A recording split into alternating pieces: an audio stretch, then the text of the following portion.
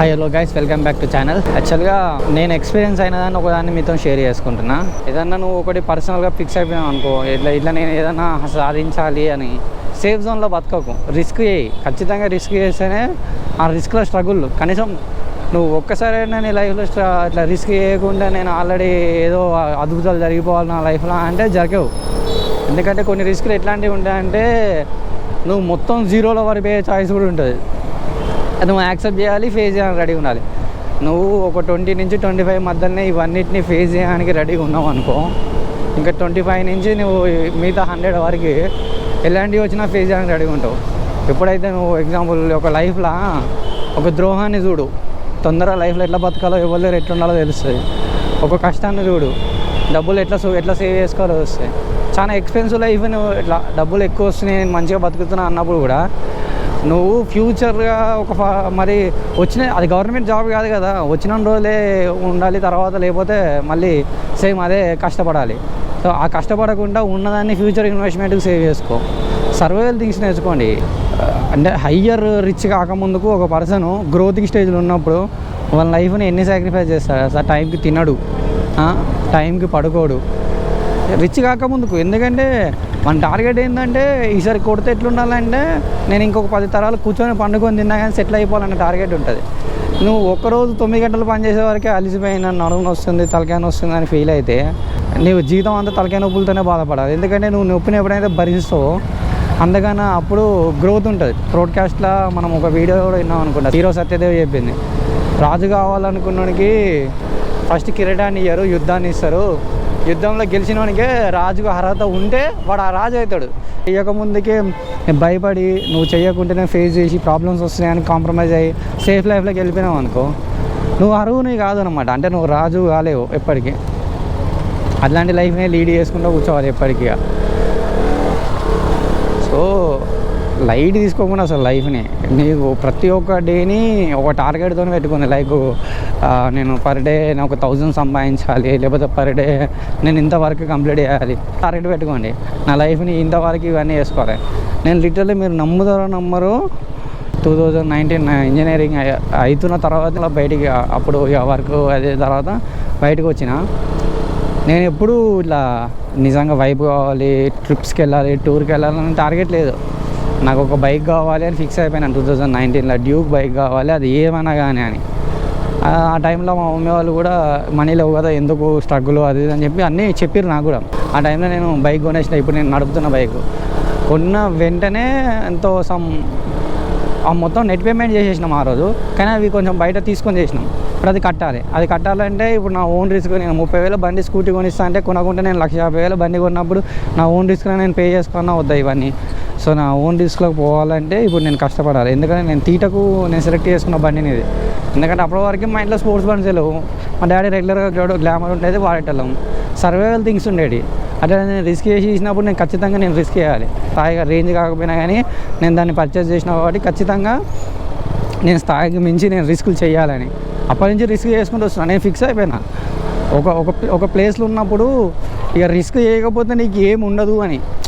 ఒక సంవత్సరం వరకు నాకు నిజంగా వర్క్ అంటే కష్టం, ఎందుకు ఇంత నొప్పి ఇంత భరించాలి అని అనిపించిన తర్వాత కొన్ని రోజుల తర్వాత నేను ఆ పెయిన్ ఎంజాయ్ చేయడం మొదలైంది. అంటే లైక్ ఇప్పుడు నేను కావాల్సిందే అచీవ్ చేసుకుంటున్నాను అనమాట. అంటే ఇప్పుడు నాకు ఇప్పుడు బండి కావాలి, ఓకే దాన్ని కొనేసిన, దానికి ఈఎంఐ ఉంది, దాన్ని కట్టేసుకుంటున్నా, క్లియర్ చేసేసుకున్నా. సో నేను అచీవ్ చేసుకుంటున్నా, అంటే నా మీద భారం తగ్గించుకుంటున్నా. కాబట్టి నీకు 2 కాళ్ళ చేతులు ఉన్నంత వరకు నువ్వు చెయ్యకుండా ఇంట్లో ఇంకా మదర్స్ మనీ మీద ఏమైనా డిపెండ్ అయ్యి బతికితే, ఇప్పుడు ముంగట చూస్తున్నావు పోలో కార్.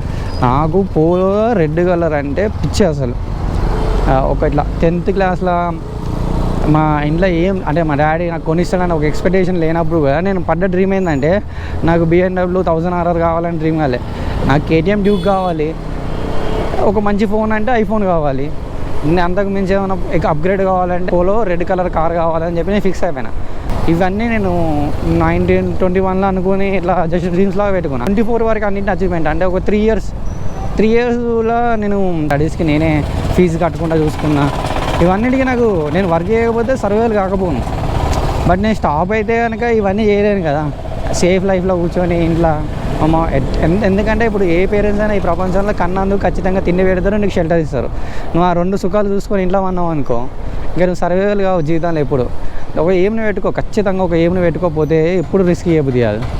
ఏదో క్యాజువల్గా ఇప్పుడు కూడా నేను ఒక 3 years నుంచి ఒక సేఫ్ లైఫ్లో నాకు ఒక మంత్లీ ఫిక్స్డ్ 60,000 వచ్చేది.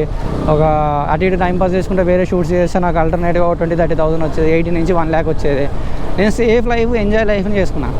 బట్ నీకు కావాల్సిన రిక్వైర్మెంట్ అన్నీ నేను తయారు చేసేసుకున్నాను. యాక్చువల్లీ నాకు కావాల్సిన కారు, ఫోను, కెమెరాస్ అన్నీ. ఈ వీడియోస్ చేయడం అనేది నాకు ఫస్ట్ నుంచి ఇంట్రెస్ట్. బట్ నేను ఏమనుకుంటున్నానంటే నా ప్రాపరు కెమెరా లేదు కాబట్టి వేస్తలేను, నా దగ్గర ప్రాపర్ ఇట్లా మైక్ లేదు కాబట్టి వేస్తలేను, నాకు ఒక మంచి ఐఫోన్ లేదు కాబట్టి వేస్తలేను, మంచి ఫోన్ వేస్తలేను అని ప్రతిసారి నేను కాంప్రమైజ్ అయ్యకుండా వచ్చిన. సరే నాకు లేనిది ఏంటిది అని చెప్పేసి ఈ 3 yearsలో నేను బిల్ చేసుకున్న తర్వాత నా సేవింగ్స్లోకి వెళ్ళి నాకు కావాల్సిన కెమెరా కొనుక్కున్నా, ఫోన్ కొనుక్కున్నా, ఎక్సెట్రా ఇంకా సిస్టమ్ కొనుక్కున్నా, అన్నీ కొనేసుకున్న తర్వాత కూడా నేను మళ్ళీ స్టార్ట్ అయిపోయాను అనుకో. అదే 60,000 సేఫ్ లైఫ్లో నేను సర్వైవల్ అయ్యింది అనుకో. ఎప్పటివరకు అదేం గవర్నమెంట్ జాబ్ కాదు కదా, ఏదో ఒక టైంకి వాళ్ళు తీసేసినా, ఏదో ఒక టైంకి మనం ఏదో ఇన్సిడెంట్ జరిగినా మనం డ్రాప్ అయినా ఎండ్ ఆఫ్ ద డే మనం లాస్ అయిపోతాం కదా. సో సేఫ్ లైఫ్ని ఎక్కువ కోరుకోవద్దు. నువ్వు ఒక్కసారి కొన్ని రోజులైనా సరే ఎక్కువ స్ట్రగుల్ వాడు. మ్యాక్సిమం మెన్స్ లైఫ్లో నాన్ స్టాప్. ఒకసారి మెన్ లైఫ్ అనేది స్టార్ట్ అయితే అసలు ఈ స్ట్రగుల్ అనే కేటగిరీ ఆగిపోదు, ఎప్పుడూ కంటిన్యూ అయితేనే ఉంటుంది. అది కంటిన్యూ కావద్దు. కొంచెం సేఫ్ లైఫ్లోకి రావాలంటే ఒక 19 ఏజ్ నుంచి లేకపోతే 20 నుంచి ఏజ్ నుంచి నువ్వు గుద్దాలుగా చదవలేకపోయినావు అనుకో, ఒకటే పని చేయి, గుద్దాలుగా పని అనేవి. అది నువ్వు ఒక రోడ్డు మీద స్లీపర్ చేసినా నువ్వు ఫీల్ కావద్దు, లేకపోతే చెత్తలా చేసినా ఫీల్ కావద్దు. సరే ఫుల్ ఎండ కొడుతున్నా, ఎండలో నువ్వు ఒక బండలు కొట్టినా సరే నువ్వు ఫీల్ కావద్దు. ఎందుకంటే ప్రతి ఒక్కదాన్ని నువ్వు నేర్చుకుంటూ పోతే నువ్వు ఆ స్ట్రగుల్ని ఫేస్ చేసినావు అనుకో, ఇంకొంచెం ఈజీ లైఫ్ ఎక్కువ సంపాదించడానికి ఈజీ. నువ్వు ఎప్పుడైతే ఉన్న పలంగా ఏసీలో కూర్చొని పని చేస్తావో అప్పుడు ఎండకు నిలబడి పని చేయాలంటే చేయలేవు. ఎండకు నిలబడి పని చేసినావు అనుకో, అప్పుడు ఏసీలో నిలబడి పని చేయగలుగుతావు, ఎండకు నిలబడి పని చేయగలుగుతావు, ఎక్కడున్నా పని చేయగలుగుతావు. అందుకే మోస్ట్లీ ఈ చదివి జాబులు కొట్టలేని ఏ పర్సన్కైనా నేను ఒకటే సజెషన్ ఇస్తాను, నువ్వు ఫస్ట్ నీడని చూడకు. అబ్బా నాకు నీడ పట్ల జాబ్ దొరికితే చేస్తా, లేకపోతే చేయను నాకు. నీకు దొరికితే అది ఎలాంటి పని అయినా సరే, లేబర్ పని అయినా సరే చెయ్యి. అది ఎప్పుడైతే నీకు ఆ కష్టం అర్థమవుతుందో, ఆ కష్టం ఇట్లుంటుంది కాబట్టి ఇంతకు తెచ్చుకున్నా అంటే కారణం నేను చదవనందుకే అని తెలిసి నువ్వు రియలైజ్ అయ్యి దాంట్లో మోర్ బెనిఫిట్ కోసం నువ్వు కొంచెం ఇంకెక్కువ స్ట్రగుల్ పడి అటు ఇటు బెస్ట్ పొజిషన్లో వర్క్ చేస్తావు. ఎందుకంటే నేను ఉన్న పలంగా ఇట్లా ఈజీ ప్లాట్ఫామ్ క్రియేట్ చేసుకోలే. అన్ని స్ట్రగుల్స్ అంటే ఇట్లా అన్ని జాబ్స్లలో టచ్ చేసిన. అంటే నేను దాన్ని ప్రొఫెషనల్గా చూసే సర్వైవల్ థింగ్స్కి ఏమేమి చేయాలో అన్నీ చేసిన. అన్ని సర్వైవల్ థింగ్కి ఒక స్టేబుల్ లైఫ్ని క్రియేట్ చేసుకోవడానికి నీకు ఎప్పుడైతే టార్గెట్ ఉందనుకో, నీకు ఏ కష్టమైనా పెయిన్లాగా అనిపించదు, నీకు టార్గెటే కనిపిస్తుంది. నీకు టార్గెట్కి రీచ్ కావడానికి దగ్గరికి వచ్చినా కొద్దీ నీకు మోర్ ఇంకా బూస్ట్ అవుతుంది బాడీ. ఇప్పుడు ఆ కెమెరా కొనడానికి 1.5లో నేను 1 lakh దాకా సంపాదించుకున్నా, ఇంకా 5 కావాలి. ఏం లేనప్పుడు కన్నా ఇప్పుడు 1 వరకు వచ్చింది కాబట్టి ఇంకెక్కువ కష్టపడ్డా, ఎక్కువ పైసలు సంపాదించడానికి ట్రై చేసిన, అడ్డి చేసి ఆ 5 కూడా సంపాదించుకొని 1.5తోని ఆ ఫస్ట్ కెమెరాతో మొదలుపెట్టిన.